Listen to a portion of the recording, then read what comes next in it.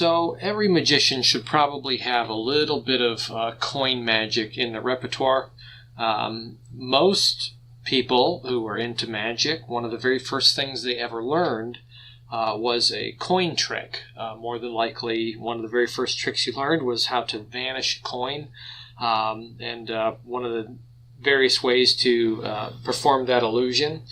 And as you can see from the little performance I gave you, you don't have to know very complicated things to be able to have at least a little bit of a routine to present at a moment's notice.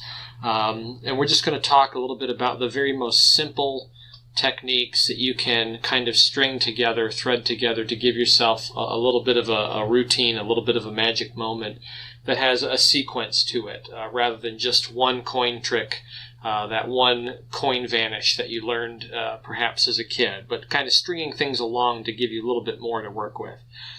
So we'll deal with some vanishes. We'll deal with materializing a coin, and we'll also deal with a couple of penetrations and how to string them together, and the various techniques in order to retain or to palm or to hide a coin. Now, one quick thing about coin magic. Coin magic is kind of like some other classic pieces of magic. People in general, when they're watching coin magic, they know what's going on. Now, if the routine is put together well enough, even though the typical person knows what is going on, they may not be able to keep up. And that's really what your goal is. You're not going to really come up with anything that is based on sleight of hand, that doesn't involve gimmicks or duplicates or other kinds of trickery, but just straight up sleight of hand. You're not really going to do much that people aren't going to be able to figure out and sort out in their minds. It's just a very old art form, and that first trick that everybody learned, is well known by everybody. And really that first trick that everybody learned, and the principle behind it, is the basic principle behind all coin magic, and that is to hide a coin in some area that is not seen by the audience at some moment in time. It's simple. So we're not really out to fool people in the absolute sense. We're out to fool people in the short-term sense, that if the sequence is well constructed, people will have a hard time keeping up, and they can be amazed by what they see from start to finish. So let's take a little bit of a look at some coin magic and some ideas and some tips that I have for you, the common magicians out there who are looking to do a little bit of coin magic, some things that can make it a little bit easier, more accessible to you. So any discussion in coin magic usually begins with a discussion on coins. What kind of coin is most appropriate or best for you to use for coin magic? And that's not a simple answer. Well, in a way it is a simple answer, and in another way it's a little bit complicated. The complicated side of it says that there's no answer really to it. But the simple answer is that whatever your needs are should really define what coin you're going to use. And it may not always stay the same. Your needs may change from situation to situation. You have essentially three sorts of sizes for typical coin magic. You can use any coin, of course, for coin magic, depending on what you're doing. But there are three kind of accepted sizes. You have quarters, the quarter size, and the United States quarter, or the Canadian, equivalent in currency. The Canadian currency and United States currency share dimensions and relative aesthetics. So you'll find kind of comparable coins for the in circulation denomination. So the quarter would be kind of on the small end of that. Then you have the 50-cent piece. This is a Kennedy half dollar. This is actually still in circulation, and you can get these at a bank for their value. You walk in, and it's best, I found, if you want to get some of these. I've got quite a few of them. I've got a lot more than this. But if you want to get some of these, it's best to go into a bank when it's not very busy, but there seems to be a number of tellers working, and then ask the question of the first teller that you can get to if they have any 50-cent pieces.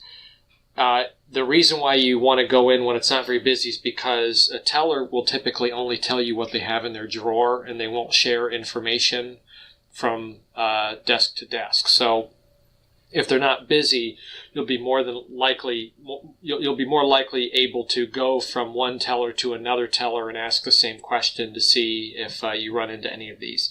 The last bank I went to asking about these, I got 3 people said, I don't have any of those. And then the last person said, I've got a roll of 10, so I bought the whole roll and I had plenty. Anyway, so you can get these at a bank for their value. It's a good size. It's a nice kind of medium size. And then there is the silver dollar size. This appears to be a Morgan silver dollar. Morgan silver dollar is a late 1800s, early 1900s silver dollar, and that also was around the same time as another silver dollar called a peace dollar. The real value of these silver dollars right now, if you're going to buy them, because they're not a circulation piece and they actually exceed their melt value, is much higher than what the value was at the time. I think the melt value of a Morgan silver dollar is around $10 in melt value. The dollars themselves, though, run from $40 to over $100 per coin as collector's items. So if you're buying one online, you can go on Amazon and find these. You're going to pay quite a bit per coin. Now, what this is actually not a real Morgan silver dollar. This is a replica. It's a steel stamp of a Morgan silver dollar, and it's a pretty good replica. If you had them together, most people wouldn't really be able to tell the difference very easily. You'd have to look at some of the fine detail before you could really discern the difference between the two. I got these, and I actually have quite a few of them. I've got 2 of them here that I've antiqued because I like the kind of older look. I'll talk about that in a moment after I get through the coins. These came as a set of 10, and these are not antique. These are what they look like coming in the package, and these have been antique to give a little bit of a darkness in the crevices. This came as a package of 10 for $16, and these are steel. So the nice thing about them being steel, besides the fact that they're cheap, is that this is a magnet that I put inside of a thumb tip occasionally. I've got it taped up so it kind of fits inside of a thumb tip. These are magnetic, so you can pick them up with magnetic devices that would steal away coins. So they're steel prints. $16 for 10. That's a really, really good value. You can buy these one at a time for under about $5. So buying them as a group is a really, really good deal. I would advise you to do that. Hop on Amazon.com, look up Morgan silver dollar, magic trick or magic, and you'll find these specifically for this. So that's what I use. There's no way I'm paying $40 for a coin. So this is a silver dollar size that you can use. Now, if you don't want to do that, and you want to use a silver dollar size, and there's a good reason to use a big size, another thing you can use is a poker chip. Now, this is kind of this is a bicycle, cheap line poker chip. It is the same size as a silver dollar. It's almost identical. So you have the same size there. It's lighter. It's actually makes less noise compared to a coin hitting metal, so it's less likely to speak when you don't want it to, but it will be able to be handled just like you would handle any other coin of that size. So poker chips are really good. You can get nicer poker chips, something that has a sort of a clay painted design to it, a clay poker chip or something like that. Nice thing about these cheap little ones is that they have a serration, that is nice to grip, much like what you have on a coin, where you have that serration going around the outside edge. So, whereas the clay poker chips don't tend to have that, or the plastic replicas they have a smoother edge on them. So, poker chips are good too. Other alternatives in these sizes is to use washers. You can use washers. Just go to a hardware store with a coin, or just go through the bins and find one that's the right size. This is approximately the size of a 50-cent piece, so you would be able to use it very much the same way. And then another alternative, of course, to all of that is just foreign coins. They look kind of interesting, or other kinds of replicas that you can find and purchase. So this is actually an Italian lira. This is a real thing. I got this when I was in high school, and I went on a school trip through couple of European countries. The nice thing about the lira here is that it's got, I think it has a steel collar around the outside edge, so it also is magnetic on that collar. The inside is a brass, I think, but the outside is a steel or some kind of a steel composite, so it's able to be attracted by magnets. So these are the different kinds of coins. Now, what do I recommend? If you're going to do sleight of hand work, like what we're talking about here, I would highly recommend you go with the biggest coin that you can fit in your hand. The one that takes the least amount of effort to put into classic palm and retain. So whatever that is, that's what you want. And if you have smaller hands, or if you're a young person, a teenager, you still have some time to grow, or preteen, junior high type student, or even an elementary student looking at something like this, if you can, put a silver dollar into classic palm with very little effort, then you should use the big coin, even with small hands. You'll be able to hide it doing all the various sleights. It's not an issue. If you need to go smaller, then you want to go probably to the 50-cent piece or this kind of size, something like that. I don't think that quarters are very good really for anybody. They're just a little too small for a typical sleight of hand. Now, there's some things you can do with a quarter. You'll see routines done with a quarter. You can do a lot of different sleights with them, but I think you really want to try to go for the big side of things, because it allows you to get a greater variety of retention methods going with the bigger coin. A lot easier to handle when they're bigger. So that's my recommendations on that. I'll talk a little bit here about antiquing a steel coin if you want to give it a little bit of an aged look and get the aesthetic right. If you want to go a different route other than real coins, you can get replicas like this, or there are some coins that are made by various magic vendors that are antique-y looking sorts of coins. I believe they're probably steel stamped coins, so they're steel slugs that have a stamped image in them. And those can be interesting. I think they have a certain kind of following to them. People get into that, probably more so young people. But personally, my feeling on it is a very similar feeling that I have about playing cards. It seems to me that if you're going to use something that looks like a magic prop, something that's been made for magicians by magicians, you raise a great deal of suspicion in the item itself. So I'm more inclined to use a replica of something real if I'm going to use something that isn't real. So this replica of a Morgan dollar is a little bit more up my alley than, say, some other kind of, the latest magic coin by, Illusionist or Penguin Magic or whatever that has an antique-y sort of look to it.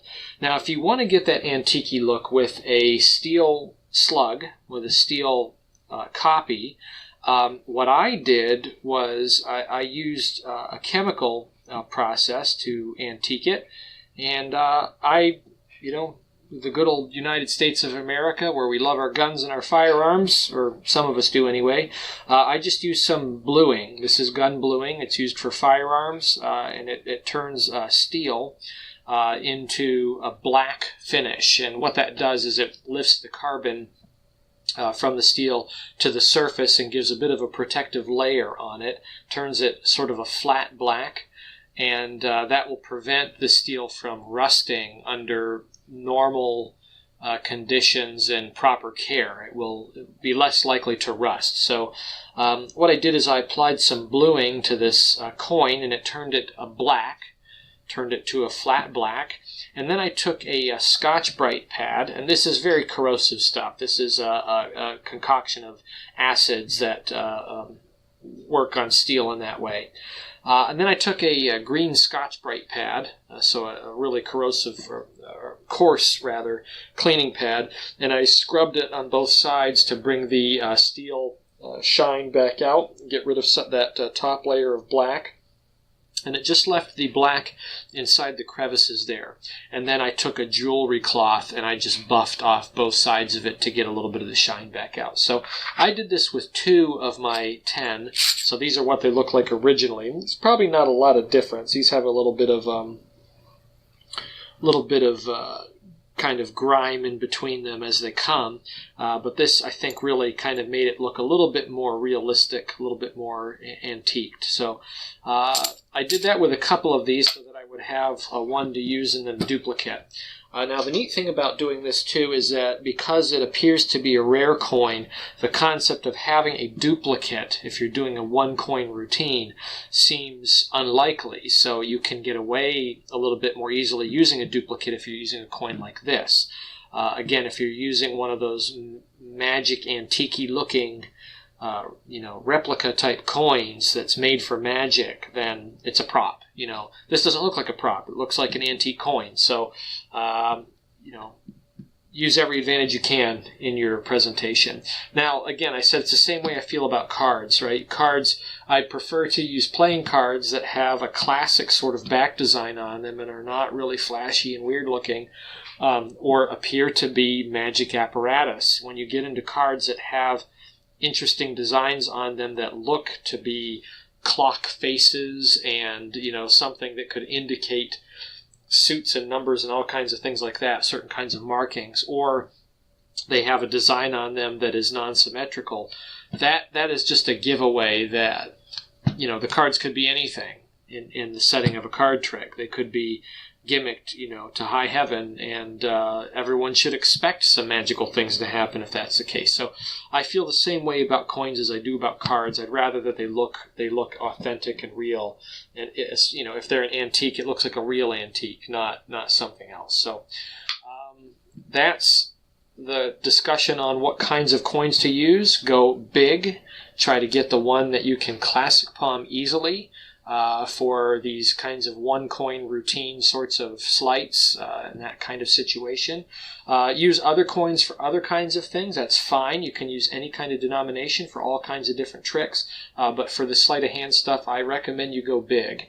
Big and I mentioned this, but another thing is weight. I think you probably want to go more towards the heavy side.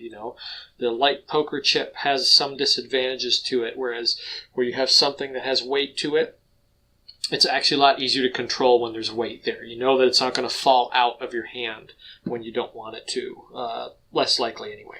So that's a discussion on what kinds of coins to use and what the options are.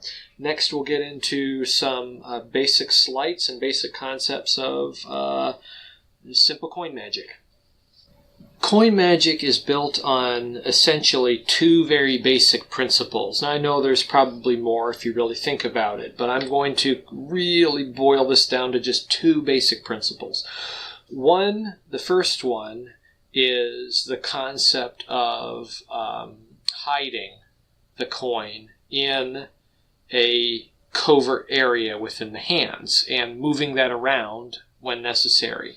So keeping a coin in a place where it shouldn't be or doesn't look like it could be, but it can be, and it's not seen by the spectator. Following up that element is the concept of moving that around. So, keeping the coin in a hidden place, but moving the hidden place around such that it appears that there is no hidden place available, but the coin always stays in the place where it can't be seen. through the motions of the hands. So that's concept number one. Concept number two is the idea of false transfer. That is the idea of taking a coin and appearing to put it into a place and concealing it, but having done so falsely such that the coin never actually went or stayed in the place that it appears to have gone. So we have the concept of hiding, and we have the concept of false transfer, okay, so that it looks like it's in a place when it is not. Those two concepts really make up the bulk of coin magic. And we use those concepts together in order to make various effects occur. So vanishes or materializations, appearances, or transpositions, also penetrations. When coins are going through something, there's a false transfer on the one end, there's concealment on the other end, and then there's apparently some kind of a miracle in between. So these are the basic concepts. We're going to first look at false transfers. The concept of concealment is really an open-ended discussion. You can conceal the coin anywhere that you can, and that's pretty much all there is to it. We'll discuss a few of the very basic ideas here, but we're going to focus mostly on false transfers and a few different types of very typical, easy-to-perform false transfers that you can thread together to make a routine. So the first false transfer we're going to talk about is often the very first trick that magicians learn when they're young.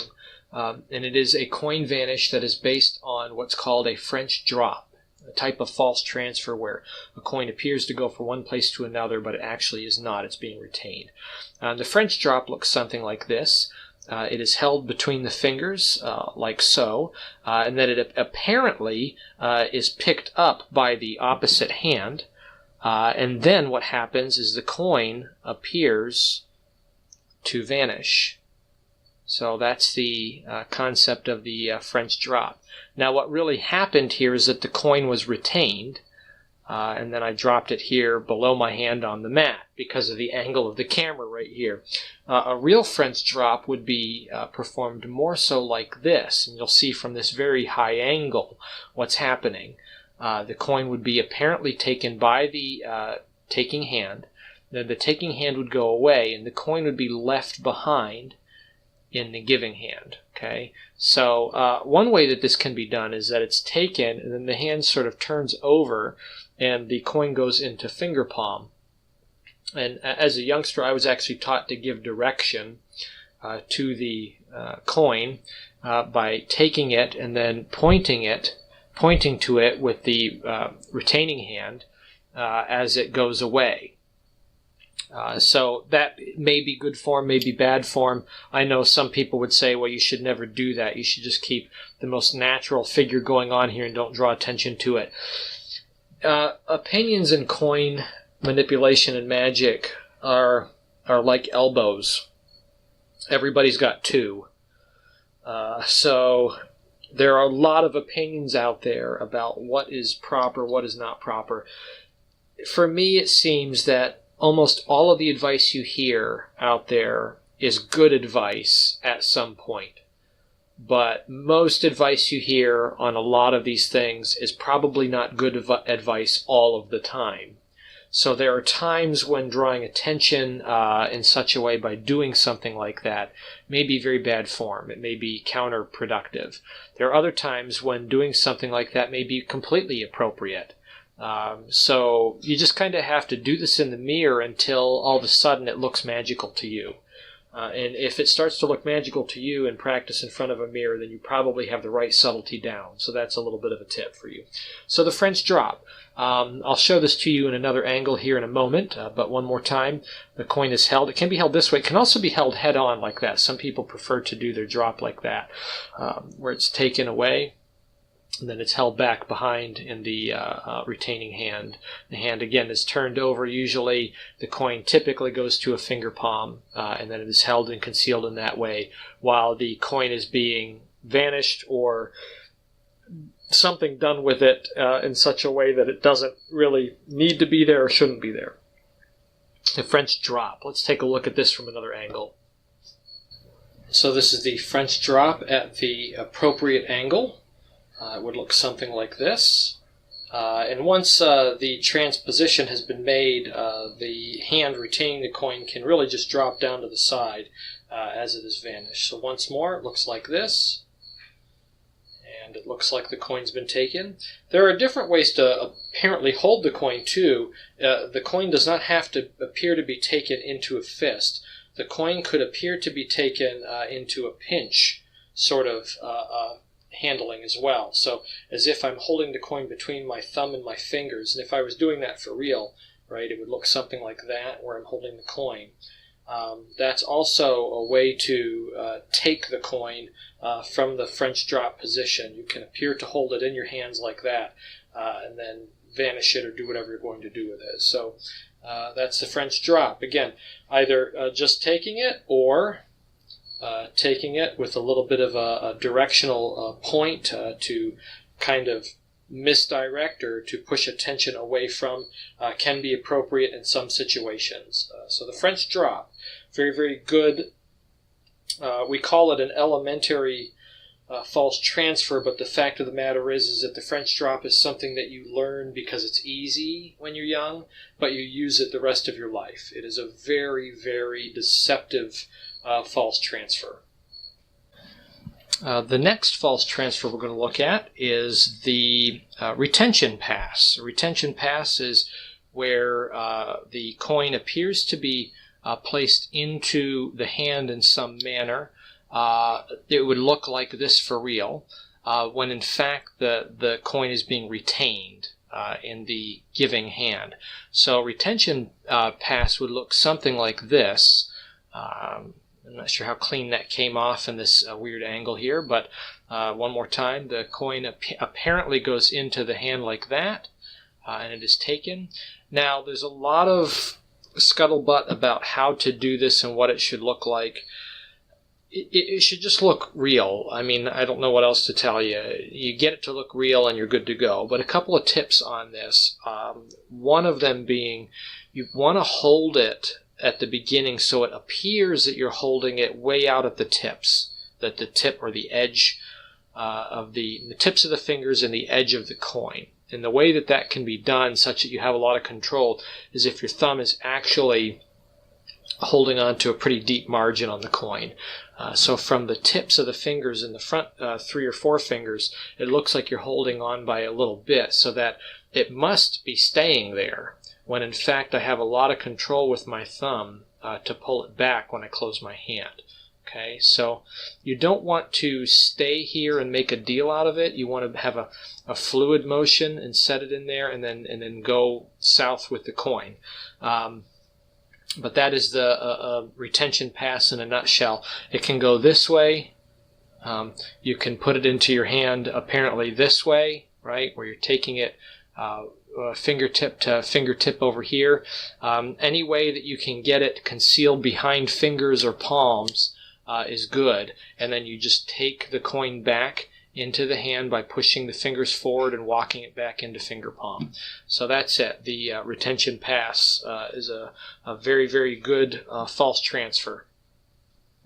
The third false transfer we're going to look at is the classic palm. The classic palm false transfer, and this is the reason why you want to use the biggest coin you can, because the bigger the coin, the easier it is to hold in classic palm. Classic palm is the contraction of the deep thumb joint and the deep pinky joint within the palm, and using these muscles here, this tissue, this soft tissue, to hold on to something like a large coin. Now, it does require that your hand sort of folds in on itself a little bit, but you want the biggest coin possible so that you're doing the least amount of folding, because ultimately you want to try to have a natural look on the back.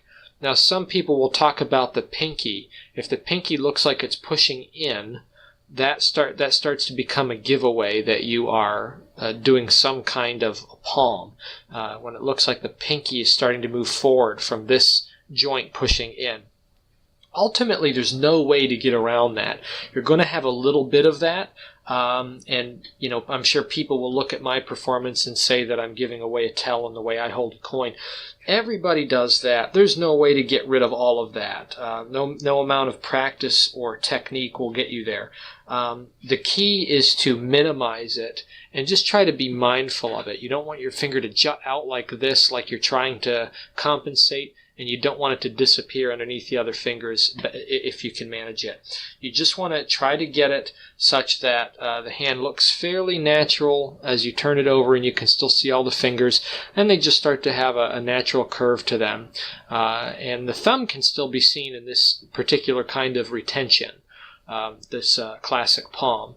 Other types of palming, like the pinch, thumb pinch, can start to look pretty good because the hand can be open, but you get kind of this weird figure going on over here, right? Clips, various kinds of finger clips can look good, but then you end up having some of these kinds of discrepancies.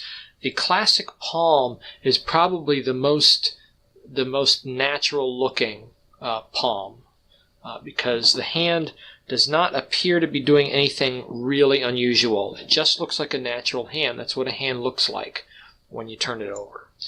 Okay, so now the way that this is done in false transfer is quite simple. You have the coin in hand, and you merely just appear to turn your hand over to drop the coin into another hand. When in fact it's just automatically closing into classic palm, and the other hand closes as if it has taken the coin when it has not. The coin has been retained. So classic palm false transfer is when you're taking the coin, turning it over apparently into another hand, and it's just being retained in the classic palm hold over in the providing hand. And then you can do whatever you want with it. So classic palm false transfer. So we have 3: French drop, retention pass, and classic palm. Those are the 3 false transfers that I use frequently, and they're the 3 that show up in my short demo. So the second topic of discussion here concerning technique is the concealment of a coin during a routine. So a couple of those items have already been addressed just in dealing with the various types of false transfers. For example, a French drop false transfer automatically has concealment built into it. It's concealed in finger palm behind the fingers from the angle of the audience. Now, a couple things on that. You can appear like you're concealing something, or you can look natural and appear like you're not concealing something. So looking like you're concealing something looks like this concerning a French drop. Looks like you're taking it, and then the hand turns over and closes up, or the fingers hold on tight like this in a fist with no windows showing anywhere between the fingers. When it looks like this hand is doing what this hand is supposed to be doing, that's when you're in a bad way. Now, if the hand, however, see if we can get it from this angle, if the hand appears to have not moved at all, and it still appears as though the coin is gone, this is a good concealment. Now, from my point of view, or anybody standing right over top of me, you're looking at a coin sitting right in my hand. But from the camera view, from the spectator point of view, there should be some natural concealment there just behind the ledge of the fingers in the very front.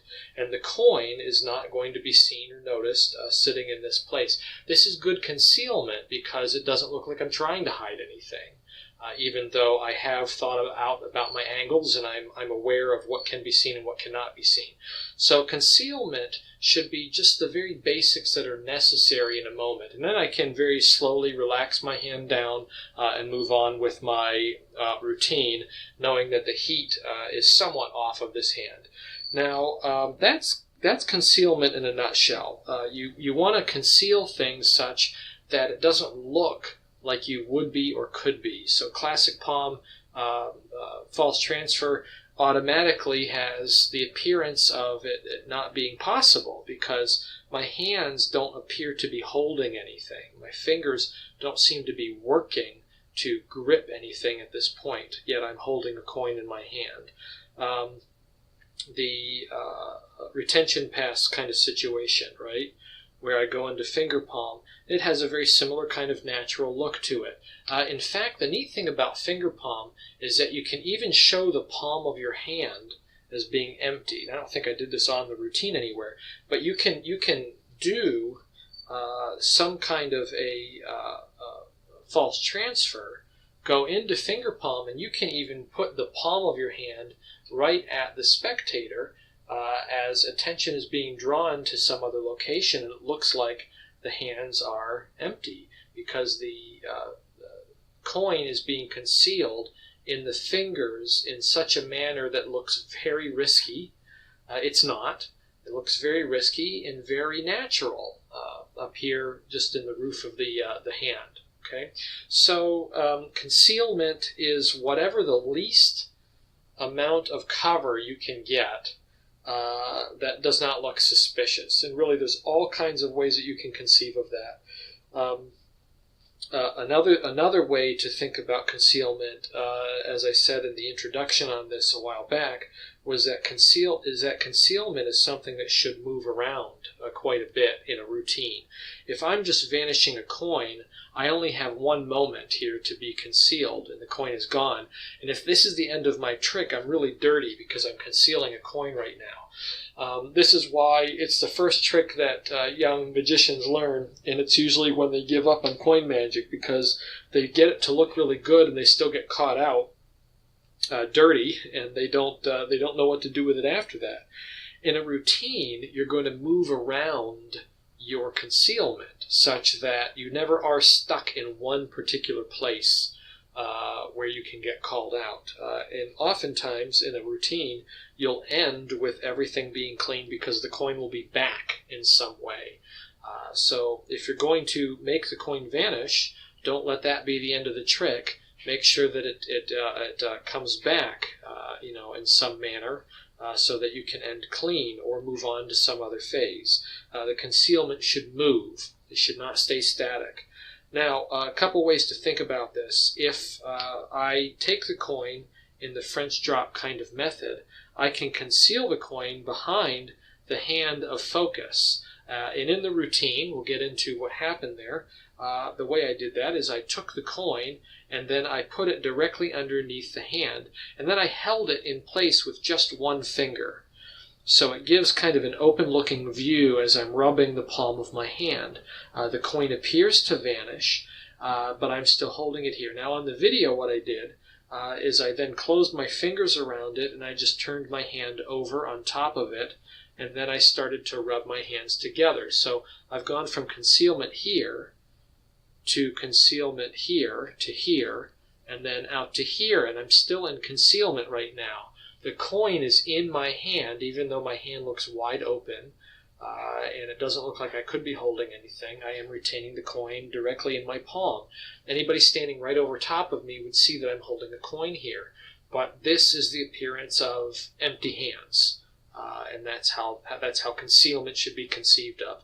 So in the process of going from 1 second to about 3 seconds in time, I've been through about 4 different locations of concealment that finally get me to this one, where I can then, the next piece of the routine is pretend to reach out and grab a coin in the air and then throw it over to my other hand.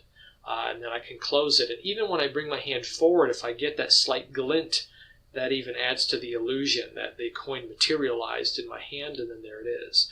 That takes us to the second phase. The second phase was to set the audience up to understand this kind of relationship, that I can take the coin and drop it into the palm of my other hand, and they see this happen twice. And on the last time, I do the false transfer into classic palm, into this hand. So we're looking like this. The last one, false transfer into classic palm like this. The attention is here, and this hand drops down to the side, and the coin disappears. And then I pretend again to grab the coin in the air and throw it up, and then I catch it with this hand. You can even catch it going this way because it's in classic palm. I pretend to grab it, and then I throw it out, and then I catch it this way. And again, if I catch a slight glint, When I close my fingers around it, that can add to the illusion, and then the coin is back. So that was the second sort of phase in this little linear progression of effects. The next one that we did was this is a fourth false transfer. This is a false transfer appearing to pick the coin up. So it's a fake pick out of the hand. And the way this works is that it's a classic palm false transfer, but instead of dropping it into the hand, or apparently dropping it into a hand, I'm going to apparently pick it up. Now you practice this by actually picking it up from your palm and seeing what that looks like. So this is what it really looks like. I reach over, I pick it up, the hand goes down. This is what it looks like to a classic palm false transfer it. I reach over, pretend to pick it up, and the hand goes down. So all I have to do is start to drop my hand while I still have finger cover. And it looks like I've picked up the coin, and now I can rub it on the back of my hand and make it appear as though it is going through my hand. Now, this delivery on the bottom, I just reach up and I grab the front edge of the coin, and then I appear to be pulling it out of the bottom of my hand, and I'm actually just pivoting it down and drawing it forward on my knuckles. There are a lot of marketed effects that use this. It's a well-known kind of technique now, so I don't feel bad kind of showing this. It's pretty obvious really when you see it anyway what's going on. But it's a nice little effect to make it appear as if the coin, through some amount of effort, is coming out of the hand. So that is the retrieval off of that third phase. And then the last one is the retention pass false transfer, where I appear to put the coin into the hand, and then I make it go through the deck of cards. We'll take a look at that part here in a second. Very, very simple sort of concept to finish out the effect. So the routine obviously is set up with the use of a duplicate from the very start. I have a deck of cards here, and I have a duplicate coin sitting on the back side of the deck. And I start by setting down the deck with the duplicate, setting down the coin, and then I go through the phases of the routine. When I get to the final phase, where I do a retention pass, I appear to make the coin go through the deck, and the heat is off of this hand. Now, most people are going to kind of think about the fact that a coin was not transferred, right? The hand is sitting out open. But the heat gets off when I lift the deck up with the free hand and the coin appears there. And then the cleanup is very simple. I just place the deck into the other hand, and I place my original coin underneath the deck, and I set it down, and then there's my duplicate. So let's talk a little bit about duplicates. Duplicates are great in coin magic, especially when you're doing a single coin sort of routine like this with what appears to be a very unique, antique, and rare coin. If I have more than one of these, I can make better magic. If I'm using a quarter, well, we got quarters everywhere. Quarters are very common. If I'm using a duplicate quarter, that is an assumption that people make when you're doing coin magic with a common coin. A rare coin, on the other hand, means that I could have, if I have a bunch of these, I could, going back to one of my Guess the Method tricks, I could have these planted in various locations. And I could give some choice, and I could make these materialize in places that would be impossible and unexpected. And it would make the effect all the much better because it's a rare coin. There must only be one of these. It can't possibly be more than one of them in the setting of the routine. So that's a good way to think about duplicates and the kind of coin that you're using. If you're using one of those marketed magic, antique-y looking coins, it doesn't look quite so good because it's an unusual looking coin. You might have 1,000,000 of those things, right?